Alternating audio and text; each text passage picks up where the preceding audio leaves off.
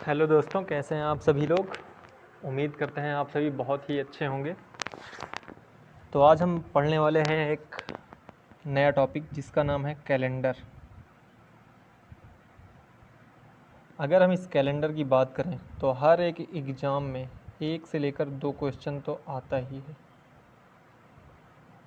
क्या होता है, हर एग्ज़ाम में 1 से लेकर 2 क्वेश्चन आना तय है। अगर जो अभी लेटेस्ट ट्रेंडिंग में चल रहा है यूपी पुलिस एसआई, अगर हम इसकी बात करें तो इसमें 2 क्वेश्चन फिक्स आते ही आते हैं। अगर प्रीवियस ईयर उठा के देखें हम तो हर सेट में आपको लगभग 2 क्वेश्चन मिल जाएंगे। कोई कोई सेट है जिसमें 1 क्वेश्चन होगा। और अगर हम बात करें यूपी पुलिस कांस्टेबल की तो उसमें भी आपको 1 से 2 क्वेश्चन देखने को मिल जाएंगे। तो बहुत से बच्चे कैलेंडर के क्वेश्चन कर नहीं पाते, इसलिए हमने सोचा कि कैलेंडर पे वीडियो बनाया जाए। तो आगे बढ़ने से पहले अगर आप नए हैं तो चैनल को सब्सक्राइब कर लीजिए, बेल आइकन को भी दबा दीजिए। बाकी चैनल को आप शेयर कर सकते हैं अगर आपको वीडियो अच्छा लगे तो स्टार्ट करते हैं हम कैलेंडर। 2 टाइप का कैलेंडर होता है। एक कैलेंडर होता है जिसमें 365 डेज़ होते हैं। तो 365 डेज़ होते हैं, इसे हम बोलते हैं नॉर्मल ईयर। हिंदी में इसे बोलते हैं साधारण वर्ष। इसकी खास बात यह होती है कि इसमें फरवरी होते हैं 28 दिन के। वहीं अगर हम दूसरी तरफ बात कर लें दूसरे टाइप के ईयर की तो वो होता है 366 डेज़ वाला।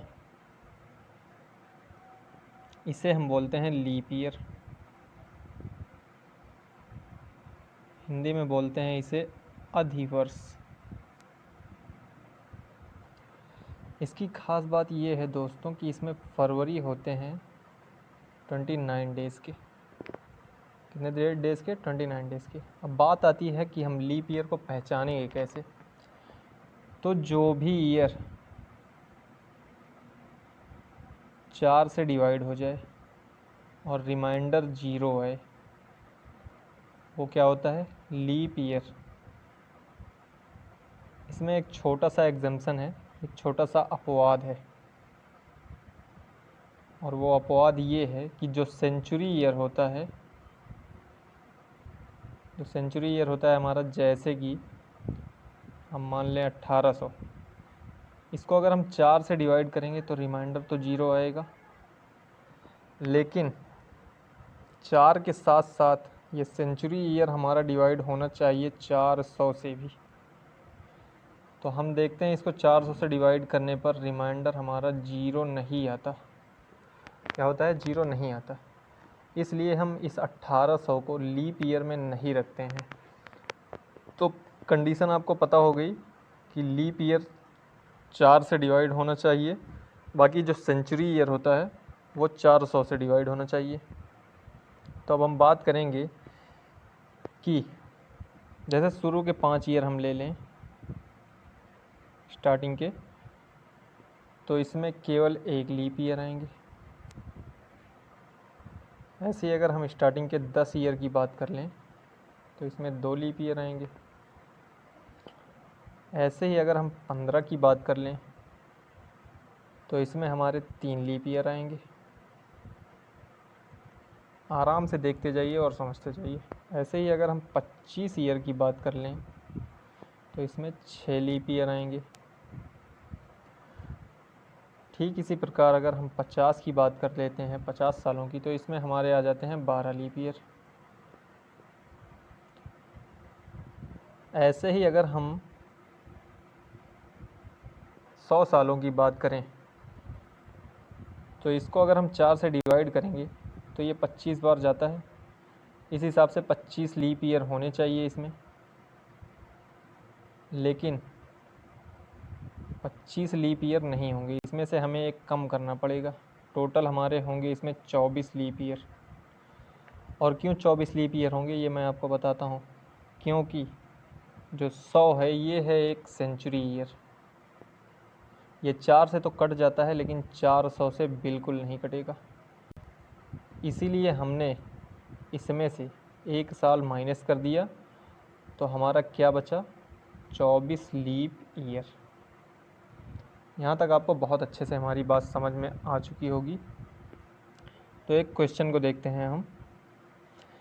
क्वेश्चन ये रहा, how many leap year are in a first century. एक शतक वर्ष में कितने अधिवर्ष होते हैं। शतक बोले तो 100 ईयर्स, मतलब कि 100 साल में कितने लीप ईयर होते हैं। जैसा कि मैंने पिछले कॉन्सेप्ट में ही आपको बता दिया, तो कितने लीप ईयर हो जाएंगे, 24 लीप ईयर। 24 लीप ईयर कैसे होंगे, पूरा आपको डिटेल में मैंने पीछे बता दिया। अब हम आगे बात कर लें थोड़ा सा। तो आगे हम बात करेंगे ऑड डेज़ की।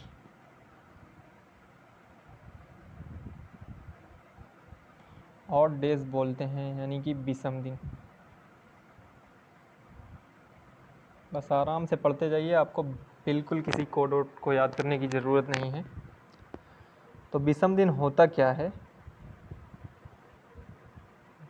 जो भी नंबर, मतलब कि जैसे 28 डेज़ होते हैं, 29 डेज़ होते हैं एक मंथ में, 30 डेज़ होते हैं, 31 डेज़ होते हैं। तो अगर हम इसको 7 से डिवाइड करेंगे तो यहाँ से हमें रिमाइंडर मिलेगा 0। इसी तरह इसको हम 7 से डिवाइड करेंगे तो यहाँ पे हमें रिमाइंडर मिलेगा 1। इसको 7 से डिवाइड करेंगे तो यहाँ पे रिमाइंडर मिलेगा 2। इसको 7 से डिवाइड करेंगे तो यहाँ पे रिमाइंडर मिलेगा 3। तो जो भी हमारे मंथ या दिन होंगे उनको जब हम 7 से डिवाइड करेंगे, जो भी रिमाइंडर बचेगा वही हमारा होता है ऑड डेज़। तो ये हमारा क्या हो गया, ऑड डेज़। ठीक है, चलो आगे बढ़ जाते हैं। जैसे हमसे कोई पूछे कि 67 वीक में कितने ऑड डेज़ होंगे, 67 वीक में कितने ऑड डेज़ होंगे। तो हमें पता है एक वीक में होते हैं 7, तो 67 में हो जाएंगे 67 इंटू 7, और इसको जब हम 7 से डिवाइड करेंगे तो हमारा रिमाइंडर निकल के आएगा 0। क्यों 0 निकल के आएगा, क्योंकि ये पूरी तरह से कट जा रहा है और आपको इतनी मैथ तो आती ही होगी। तो यहाँ से रिमाइंडर 0 निकल के आया। तो यहाँ से हमें एक चीज़ सीखने को क्या मिली कि जितने भी वीक होते हैं ये ऑलवेज़ क्या होते हैं, मल्टीपल होते हैं। किसके मल्टीपल होते हैं, 7 के। जितने भी वीक होते हैं ये हमेशा 7 के मल्टीपल होते हैं। तो चलिए कुछ क्वेश्चन करके देखते हैं, हम आगे बातों को समझते हैं।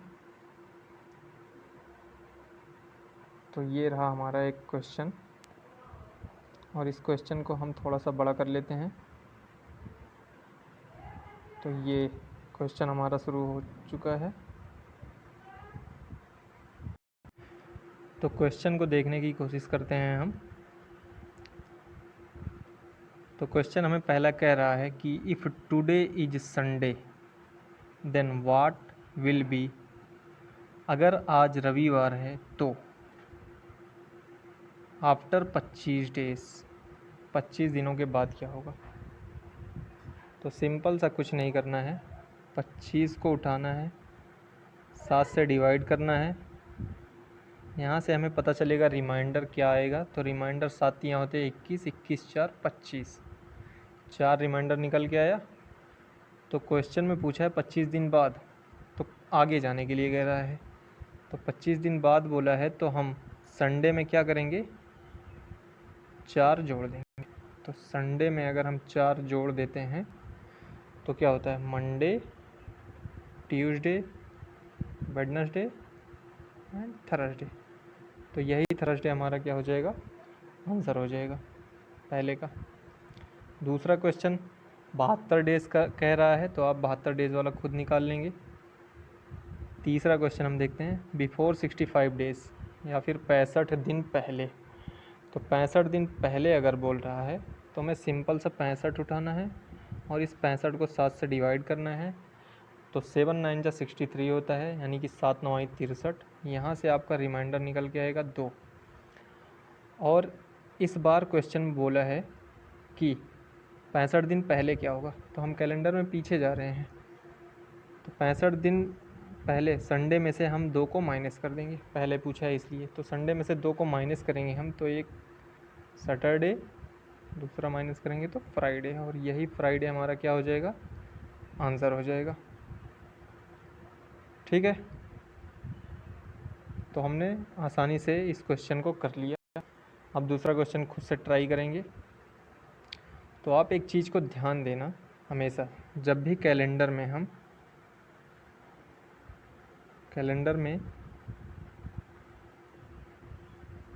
आगे जाने पर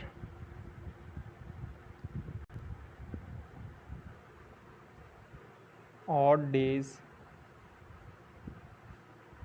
को जोड़ते हैं और पीछे जाने पर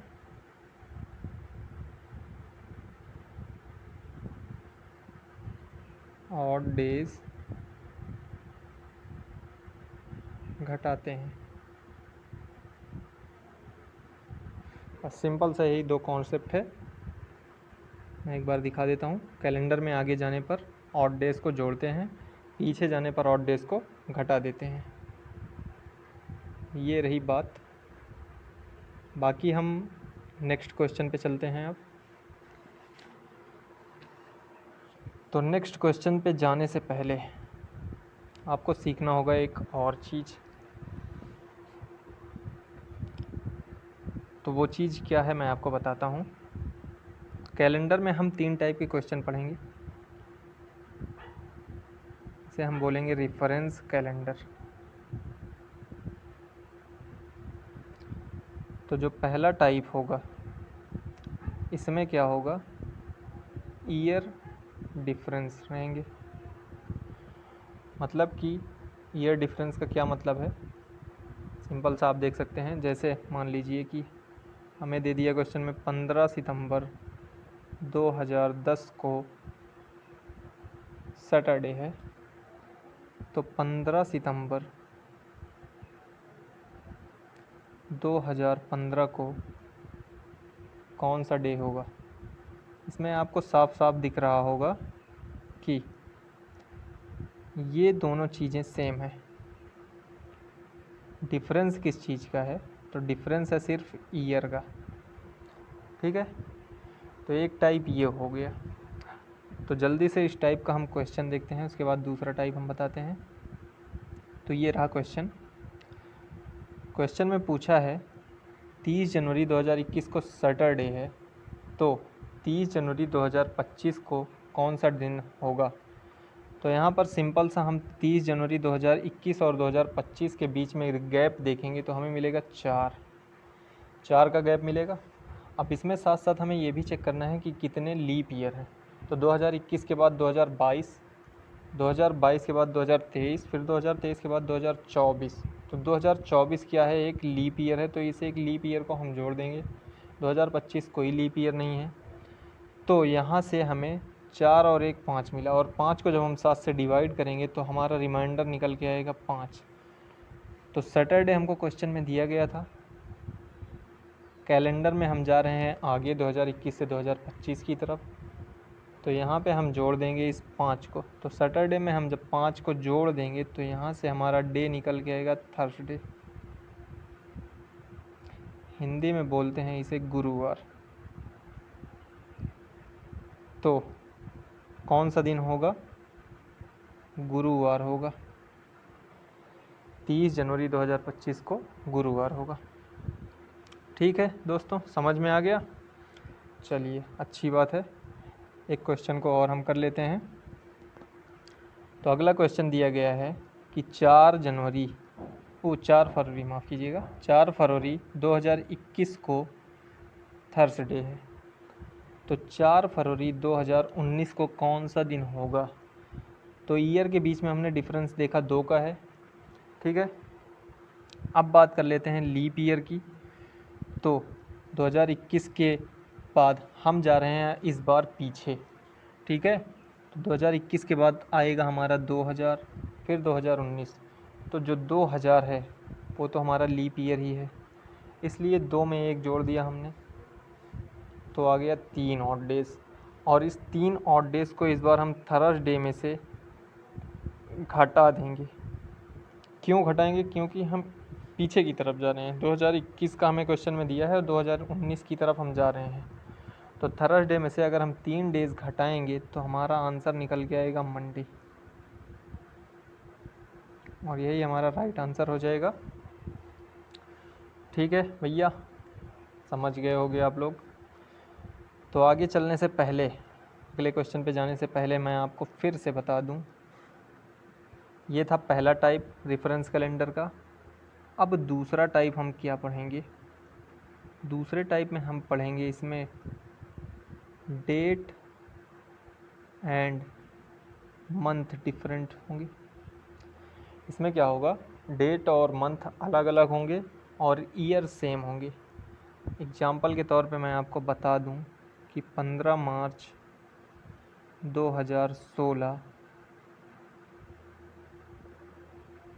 को अगर मान लीजिए सैटरडे था या कुछ भी कोई भी दिन था, तो 16 अप्रैल 2016 को क्या होगा? तो इसमें चेंज क्या हुआ, हमने चेंज देखा कि 15 मार्च और 16 अप्रैल, इसमें ये भी डेट भी चेंज है और मंथ भी चेंज है। और अगर ईयर की बात करें तो दोनों ही ईयर हमारे सेम है ना। तो चलते हैं इस टाइप के क्वेश्चन की तरफ और देखते हैं। क्वेश्चन आ चुका है स्क्रीन पर।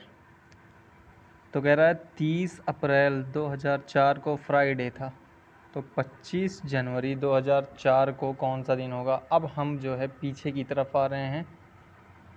तो जनवरी में हमने देखा 25, बचे कितने? 6 दिन। फरवरी में दोनों ही ईयर सेम है और लीप ईयर है, इसलिए इसमें 29 होगा, तो बचेंगे कितने दिन? 1 दिन। इसी तरह मार्च में 3 ऑड डेज़ होंगे। फिर अप्रैल की बात करें अगर, तो इसमें दिया गया है 30, तो यहाँ से हो जाएंगे 2 ऑड डेज़। ठीक, तो हम इन सबको जोड़ लेंगे, 6 1 7, यहाँ से 0 ऑड डेज़ हो जाएंगे। 3 2 5, टोटल 5 ऑड डेज़। 7 से अगर डिवाइड करेंगे तो रिमाइंडर भी 5 आएगा। तो हमें फ्राइडे क्वेश्चन में दिया गया है और 5 ऑड डेज़ हमें क्या करना है, जोड़ना है या घटाना है? तो इस बार हमें घटाना है। क्यों घटाना है? क्योंकि हमें क्वेश्चन में अप्रैल का दिया गया है और जनवरी का पूछ रहा है, इसलिए हमको घटाना पड़ेगा। तो हम घटाएंगे जब फ्राइडे में से 5 दिन, तो क्या निकल के आएगा? तो निकल के आएगा संडे। संडे बोले तो हिंदी में इसे कहते हैं रविवार, जिनको नहीं आता है उनके लिए, बाकी तो सबको पता होगा संडे माने रविवार होता है। तो ये रहा 5वां क्वेश्चन। इसके बाद हम आगे बढ़ जाते हैं। तो इस बार हमारा अब नया केस आ जाएगा, इसको हम बोलेंगे केस नंबर 3। अब केस नंबर 3 क्या होगा, यहाँ पे आपका ईयर, मंथ और डेट सारी ही चीज़ें डिफरेंट रहेंगी। जैसे मैं आपको दिखाना चाहूँ तो अगर ये 15 अगस्त 2015 को मान लीजिए संडे था, ये सच में संडे नहीं था, बस मान रहा हूँ, नहीं तो कुछ लोग कहने लगे कि संडे तो था ही नहीं, तो बस मान रहे हैं, ठीक है। तो 26 अक्टूबर 2024 को कौन सा दिन होगा? तो अब हमें यहाँ पे क्या देखने को मिल रहा है, हमें देखने को ये मिल रहा है कि ये जो डेट है ये भी चेंज है, इसके बाद जो हमारा मंथ है ये भी चेंज है, इसके बाद जो हमारा ईयर देखने को मिल रहा है ये भी चेंज है। तो अगले जो सवाल होंगे इसी पर बेस्ड होंगे। तो ये है केस नंबर 3। तो चलते हैं नेक्स्ट क्वेश्चन की तरफ। क्वेश्चन नंबर 6, 24 जनवरी 2021 को संडे, 24 जनवरी 2021 को अगर संडे था तो 25 अगस्त 2027 को क्या होगा? तो सबसे पहले अगर हम देखें 21 से 27 तक तो 6 साल का डिफरेंस है, ठीक। 21 के बाद 22, 23, 24, एक लीप ईयर है, फिर 25, 26, 27, ठीक। तो ये टोटल 7 ऑड डेज निकल के आए यहाँ से, तो आपको पता ही है 0 ऑड डेज हो जाएंगे, 7 हैं तो। अब अगर जनवरी की बात कर लें हम, फिर फरवरी, फिर मार्च, फिर अप्रैल, फिर मई, फिर जून, फिर जुलाई और फिर यहाँ पे अगस्त। तो जनवरी, फरवरी, मार्च, अप्रैल, मई, जून, जुलाई, अगस्त। जनवरी में 24 दिन बीत चुके हैं, 7 दिन और बचे हैं, तो 7 ऑड डेज हो जाएगा। फरवरी में 28 होते हैं क्योंकि हमने लीप ईयर यहाँ पे ऑलरेडी काउंट कर लिया है, तो 0 ऑड डेज। फिर मार्च में 3, फिर अप्रैल में 2, फिर मई में 3, फिर जून में 2, जुलाई में 3, अगस्त में कितना दिया है? 25 ऑड डेज़ हैं। तो इसको हम 7 से डिवाइड जब करेंगे तो ये यहाँ से हो जाएगा, बचेगा कितना? 4 ऑड डेज। तो ये तो 7 यहाँ से कट जाएगा हमारा, 3 2 5 और 5 2 7, ये 3 2 5, 5 2 7, ये भी हमारा ऑड डेज 0 हो जाएगा। अब 3 ये बचा, 3 ये बचा, 4 ये बचा, तो 3 3 6, 6 4 10, टोटल 10 ऑड डेज निकल के आए हैं। इसको हम 7 से जब भाग देंगे तो 3 निकल के आएगा रिमाइंडर। तो हम यहाँ पे ईयर में आगे की तरफ जा रहे हैं और मंथ में भी आगे की तरफ जा रहे हैं और डेट में भी यहाँ तक कि आगे की तरफ ही जा रहे हैं। तो संडे में हम प्लस कर देंगे 3, तो क्या आ जाएगा आंसर? आंसर आ जाएगा वेडनेसडे। वेडनेसडे हमारा क्या आ गया आंसर? हिंदी में बुधवार।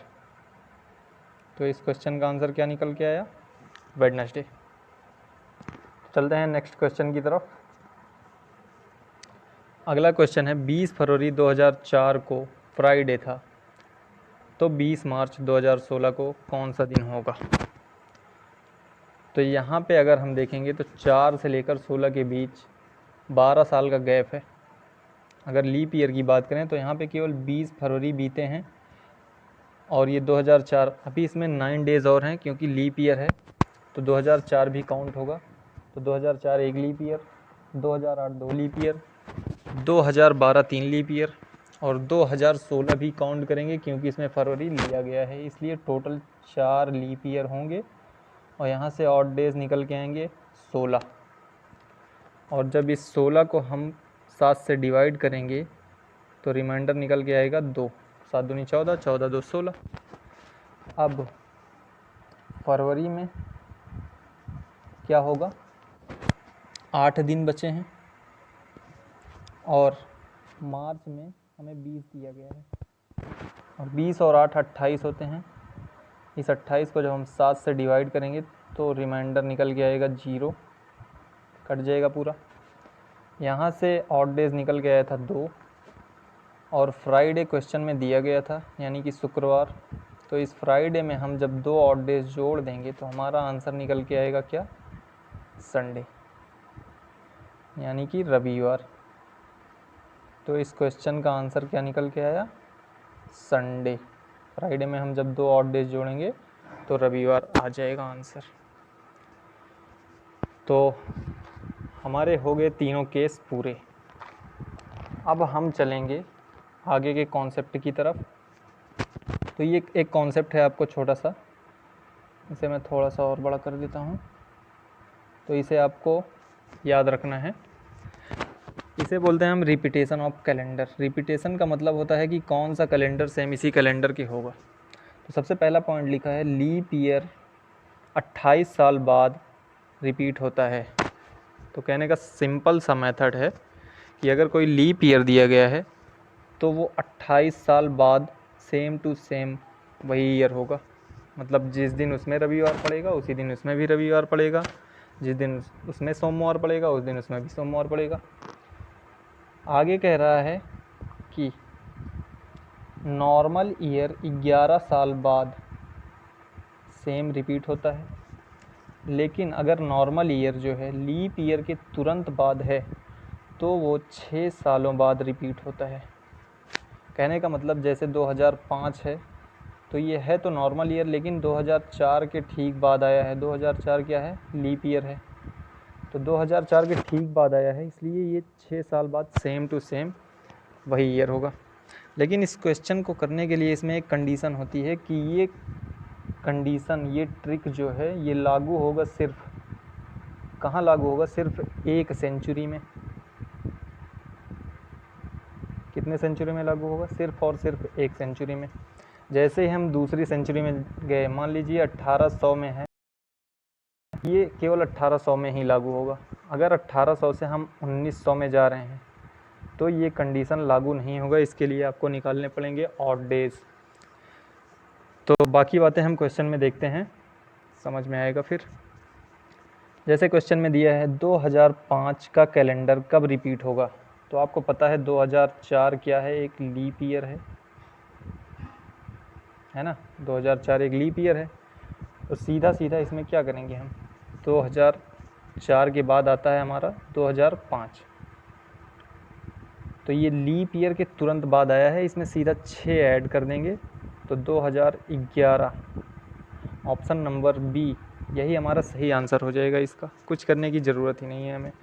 लीप ईयर के ठीक तुरंत बाद आया है ये 2005 और एक ही सेंचुरी में है, तो इसका आंसर क्या हो जाएगा? 2011। ठीक है, तो अगले क्वेश्चन की तरफ बढ़ जाते हैं। ये क्वेश्चन है 1897 का कैलेंडर कब रिपीट होगा? 1897, यहाँ भी अगर हम देखें तो 1896 क्या है? एक लीप ईयर है। तो अब कुछ लोग सोचेंगे कि यहाँ भी 6 ईयर चलो जोड़ दें, काम हो जाएगा। तो 6 ईयर हम जोड़ेंगे तो आ जाएगा 1903, तो कहेंगे कि ये हो जाएगा राइट आंसर। लेकिन मेरे भाई ये राइट आंसर नहीं होगा बिल्कुल भी। ये बिल्कुल भी राइट आंसर नहीं होगा। क्यों नहीं होगा? क्योंकि हम यहाँ पर एक सेंचुरी से दूसरे सेंचुरी में जा रहे हैं। 1800 से कहाँ जा रहे हैं? 1900 में जा रहे हैं। तो अब हमें निकालना पड़ेगा ऑड डेज। तो 6 सालों में तो ये तो काम हुआ नहीं हमारा। तो अब हम देख रहे हैं 1909 को हमने देखा। 1909 को देखते ही हमें क्या पता चला कि 1897 और 1909 के बीच 12 साल का डिफरेंस है। 12 साल का डिफरेंस है, प्लस इसमें 1904 और 1908, जो 1904 है और 1908 ये हमारे दोनों क्या हैं? लीप ईयर हैं।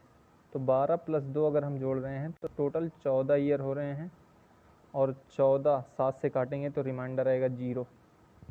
ठीक है, तो रिमाइंडर अगर 0 आया तो यानी कि ये सेम टू सेम कैलेंडर जो 1897 का है वही कैलेंडर 1909 का हो जाएगा। तो option number D is the right answer. तो आपको ऑड डेज अगर 0 जिस कैलेंडर में जोड़ने पे आ रहे हैं, मिल रहे हैं, वही कैलेंडर जो है इसका सेम होगा। इसमें 1800 से 1900 में दूसरे सेंचुरी में जा रहे हैं, इसलिए हमारी ट्रिक अप्लाई नहीं हुई, इसीलिए हमें इसमें ऑड डेज निकालने पड़े। तो इस क्वेश्चन का आंसर निकल के आया 1909। बस, आगे कुछ भी नहीं है। तो अगर आपको ये वीडियो अच्छा लगा हो तो लाइक करिए, शेयर करिए और चैनल को सब्सक्राइब कर लीजिए। ज़्यादा से ज़्यादा शेयर करिए दोस्तों के साथ, ताकि हम लाइव स्ट्रीम भी लेकर आ सकें क्लास को। तो आज के सेशन में यही था। ये है कैलेंडर का पार्ट 1 वीडियो। अगर आपको थोड़ा सा भी समझ में आया हो या अच्छा लगा हो तो आप कमेंट करिए। कैलेंडर को और ज़्यादा एडवांस तरीके से सीखने के लिए हम बहुत जल्द पार्ट 2 लेकर आएंगे, जिसे देखने के बाद आप कैलेंडर का कोई भी सवाल छोड़ के नहीं आएंगे एग्ज़ाम में। तो ये है पार्ट 2, पार्ट 1 है ये। पार्ट 2 लाना अभी बाकी है।